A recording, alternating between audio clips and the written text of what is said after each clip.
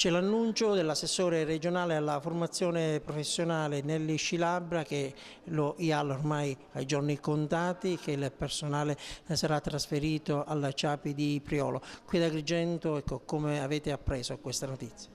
L'abbiamo appreso naturalmente con preoccupazione perché la motivazione che viene addotta dalle notizie di stampa che abbiamo appreso è una generica insufficiente spiegazione che è ritenuta dall'amministrazione in ordine agli sforzi che ha fatto l'amministrazione dello IAL per spiegare, rendicontare i finanziamenti che ha ricevuto in questo ultimo periodo. Si parla di 20 milioni di euro dati allo IAL non perfettamente rendicontati.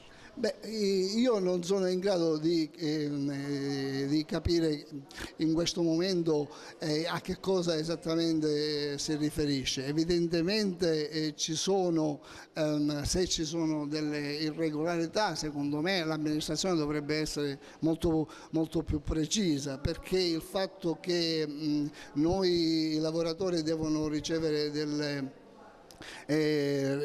retribuzioni dipende anche da una serie di fattori che sono i ritardi dell'amministrazione, rendicontazioni non fatte. Il rischio è che un patrimonio di risorse umane, di competenze, di professionalità, una realtà storica, di prestigio, perché no, che dello IAL possa essere accomunata a un manipolo di truffaldini. Come pensate di muovervi?